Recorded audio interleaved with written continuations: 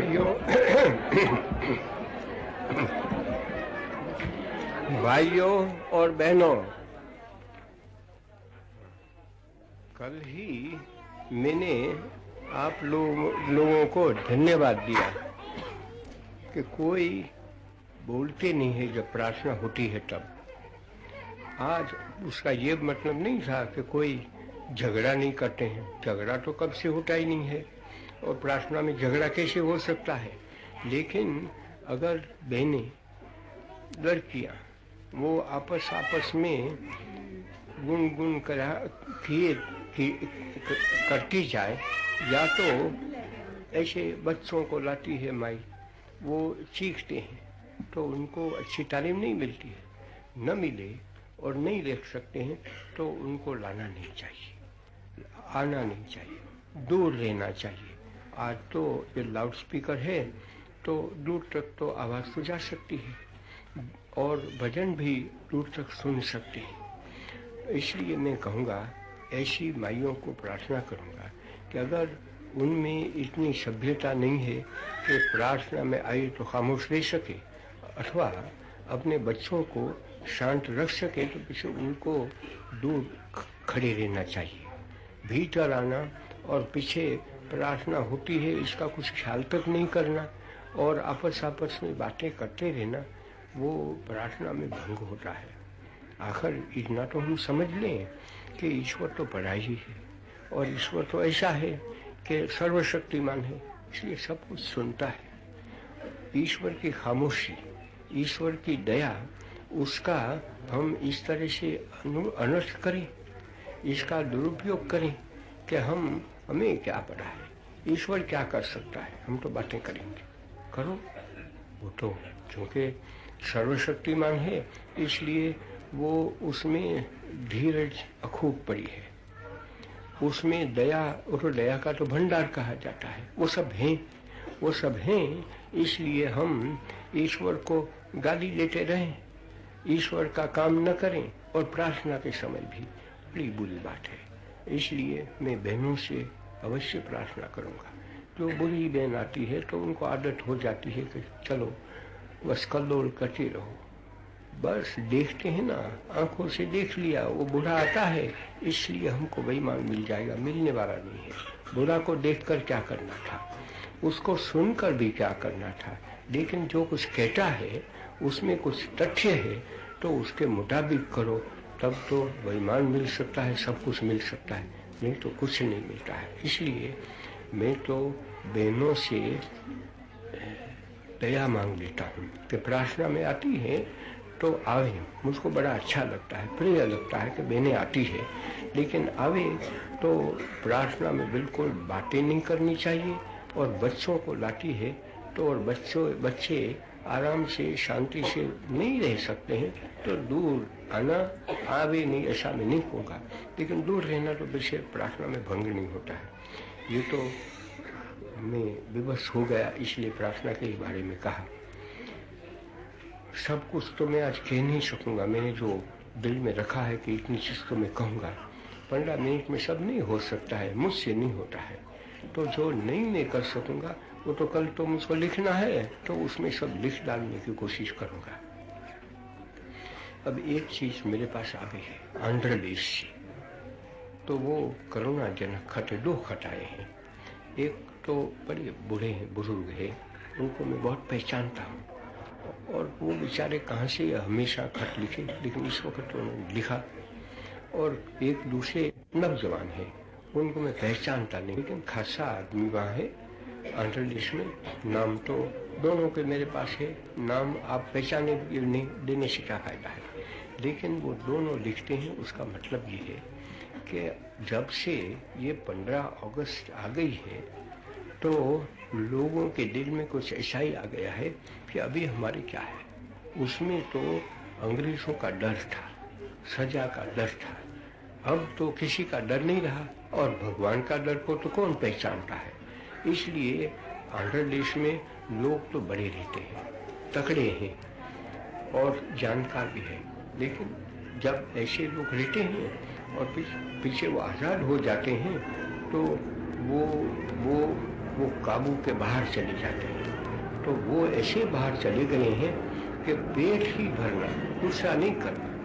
तो वो कहते हैं, एक भाई लिखते हैं वो, कि क्या कांग्रेस में ऐसे ऐसे लोग जो कोई उसको स्वार्थ नहीं था, कुछ भी नहीं, लेकिन हिंदुस्तान को आज़ाद करने में उन्होंने बलिदान दिया। वो बलिदान उन्होंने इस कारण दिया है, क्या वो कारण बताता है कि कांग्रेस आज गिरती जाती है आंध्र प्रदेश में। वो लिखते हैं कि कांग्रेस में जितने मेंबर, अभी जो सबको मेंबर बनना है, और मेंबर बनते हैं तो बच्चे क्या करते हैं, देश का काम नहीं करते, अपना काम करते हैं, पैसे लेना। जो कुछ जिसमें से पैसे मिल सकता है, एक तो उनको पैसे तो मिलते हैं, याद रखो, कुछ कम पैसे नहीं मिलते हैं। वो वहाँ मेंबर बनने के लिए हमें इसका पैसा, मैं तो भूल गया हूँ कितना मिलता है, लेकिन काफ़ी मिल जाता है कि जिसमें वो पेट भर सकते हैं, सब कुछ कर सकते हैं। अभी कोई बहन बात कर रही है, वो बहुत बुरा लगता है मुझको, बातें क्यों करती है। तो वो लिखते हैं कि वो इस तरह से पैसे खाते हैं, तो वो इतना लूट से चलाते हैं। इतना ही नहीं है, लेकिन जो उनके सिविल सर्विस में पड़े हैं उनको डराते हैं, डांटते हैं कि ये काम नहीं करोगे तो पीछे तुम्हारा ये हो जाएगा। तो बेचारे वो बिल पेट भरने के लिए पड़े हैं, वो करें क्या। तो दो तरफ से बिगड़ता है हमारे। एक तो हमारी जो नौकर लोग पड़े हैं दफ्तर में, वो भी बिगड़ते हैं डर के मारे, और ये तो बिगड़े नहीं हैं। और वो कौन है कि वो तो लोगों के प्रतिनिधि है। तो लोगों को भी समझना चाहिए कि किसको वो अपना वोट देते हैं और किसको भेजते हैं। लेकिन आज ऐसा नहीं है। वो कहते हैं, तो बड़े दुख से वो लिखते हैं, दोनों दुख से लिखते हैं। बुजुर्ग आदमी है, उनका लिखने का सबब ही ये था, तो वो तो मुझको ये लिखते हैं कि वहाँ आकर रहो कुछ दिनों तक। मैं कहाँ से, मुझको बड़ा अच्छा लगेगा। और आंध्र के क्या, सारे हिंदुस्तान के लोगों से मैं पहचानता हूँ, उनके बीच में रहा हूँ, कई दफ़े मुसाफरियाँ की हैं। तो कोई भी प्रदेश मेरे से छुपा है, या तो जिस जगह पे मैं नहीं जानता हूँ, ऐसा तो है ही नहीं। और मेरे में तो ऐसा नहीं है कि ये आंध्र का है, ये मद्रास का है, ये कहाँ का है। मेरे लिए तो सब हिंदुस्तान के हैं। हिंदुस्तान मेरे लिए एक देश है। देश में पीछे वो पड़े हैं, भाषाएं पड़ी है, तो ऐसे लोग भी पड़े हैं, उससे मुझको क्या है। अगर वो कहें कि इसलिए हम तो बस आंध्र प्रदेश के हैं, हिंदुस्तान से हमको कोई वास्ता नहीं है, तो मुझको भी उनसे कोई वास्ता नहीं हो सकता है। तो इसलिए मैंने सोचा कि मैं आज आपको कह दूँ, और मेरी आवाज़ तो वहाँ पहुँचती है, तो पहुँचे तो मुझको अच्छा लगेगा, और वो लोग समझ जाए कि किस तरह से काम हो सकता है। तो वो बेचारा कहता है एक आदमी कि ये दुख है हमारा, और ये हमारे में बस ये गंदगी पैदा हो गई है, उसको मिटाने के लिए अगर ज़्यादा भेजो तो ज़्यादा गंदगी होगी। ये भी एक सिलसिला है। दूसरा ये कहते हैं कि अगर गंदगी बहुत है, तो अगर एक जगह पे 1000 भेजते हैं तो फिर 1000 में बांटी जाती है। वो एक ये देखने का तरीका है, लेकिन सच्चा तरीका मेरी निगाह में ये है कि अगर भेजना है और गंदे लोग जाते हैं, तो एक ही आदमी को जितना गंदा करना है इतना करने तो दो, तो उसको हटाने में दुश्वारी नहीं होगी। लेकिन अगर एक के बदले में हम 1000 को भेजे, देखो कोई बहन सुनना ही नहीं चाहती है, तो आप आकर भाषण कीजिए। मैंने तो કેટલા વાગ્યા તો ભાગી જાઉં। ठीक है, ये तो बहुत अच्छा। तो वो भाई लिखते हैं कि जितने मेंबर है उससे कम करो तो इतनी कम गंदगी होगी, और पीछे ज़्यादा गंदे आदमी जा नहीं सकते, और वो तो कोई प्रतिनिधि तो बनते नहीं है। इस तरह से कोई मुल्क की सेवा थोड़ी हो सकती है कि अपना पेट भरना और पैसे खा जाना, दूसरों को बिगाड़ना, वो एक बड़ी बुरी बात है। और इसलिए पीछे कांग्रेस का कब्जा लेने के लिए करते हैं, और पीछे दूसरी बातें तो उसमें पड़ी है कि कम्युनिस्ट है, सोशलिस्ट है, वो सब ऐसे लोग पड़े हैं। तो आपस में उसके लिए भी है कि हम बड़े हो जाएंगे, हम हिंदुस्तान का कब्जा लेंगे। अगर सब हिंदुस्तान का कब्जा लेंगे तो हिंदुस्तान किसका कब्जा लेगा? इतनी अक्ल हम नहीं रखते हैं कि हमारे हिंदुस्तान का कब्जा ले लेना है, तो हिंदुस्तान किसका कब्जा लेगा? इसलिए मैं तो वो सब जितने हैं, तो कांग्रेस तो है, कांग्रेस में भी वही चीज है, कम्युनिस्ट में भी वही, सोशलिस्ट में भी वही। अगर है ऐसा तो मैं तो सबसे कहूँगा कि हम सब हिंदुस्तान के बने, हिंदुस्तान हमारा न बने। हिंदुस्तान जब हमारा बन जाएगा, एक एक का बने, तो बच्चे हिंदुस्तान खुद कहाँ जाएगा? एक एक का कैसे बन सकता है? इसलिए हम हिंदुस्तान को अपनाते हैं तो उनकी सेवा करने के लिए नहीं, कि अपनी सेवा करने के लिए, अपना पेट भरने के लिए, अपने रिश्तेदारों को पैसा देने के लिए, नौकरियां देने के लिए, वो कोई चीज़ नहीं है। इसलिए मैं तो कहूँगा कि ये काम तो हमारे पहले नंबर का होना चाहिए। अगर नहीं होता है तो हमारा सब काम बिगड़ जाता है। एक दूसरी बात कह के मैं तो ख़त्म करूँगा, मुझको अच्छा भी नहीं लगता। मैंने कहा तो सही कि आवाज़ मत करो, लेकिन आवाज़ तो उठा ही लेता है। शायद उन्होंने सुना भी नहीं है कि मैंने क्या कहा, क्यों सुने? वो सुनने के लिए थोड़ा आती है तो, लेकिन मैं कह तो दूँ, ख़त्म कर लूँ। और आज तो इतवार है, तो इतवार है वो गुनहगारी है कि साहब जो जिसको कुछ काम नहीं है तो आकर यहाँ बैठ जाते हैं, भगवान का नाम के लिए नहीं, सुनने के लिए नहीं। ये सब हमारे लिए बहुत बुरी बात है। इसमें हम अपनी आज़ादी को बढ़ा नहीं सकेंगे। तो मेरे पास चंद मुसलमान भाई आज आ गए, तो उन्होंने कहा कि अभी हम कहाँ तक इस चीज़ की बर्दाश्त करते रहें कि हम तो निकम्मे हैं, और जो कांग्रेस के लोग हैं वो हमको ऊंचे रखते थे, वो सब वो कांग्रेसी रहे हैं, आज भी है कांग्रेसी। लेकिन आज हम उतर गए क्योंकि ये बिगड़ गया। बिगड़ा उसमें तो कोई शक नहीं है।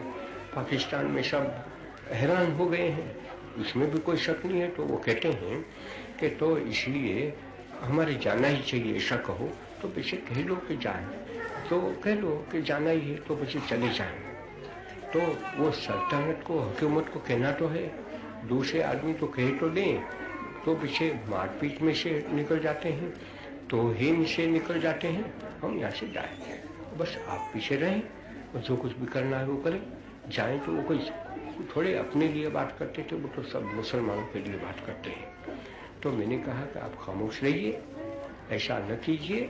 वो तो सब कोशिश तो कर रहे हैं, लेकिन कोशिश में आखिर में कामयाबी नहीं होगी तो पीछे देखा जाए कि क्या करना है। ऐसा आखिर में नेशनलिस्ट हैं तो उनको आज भी ऐसे ही रहना है।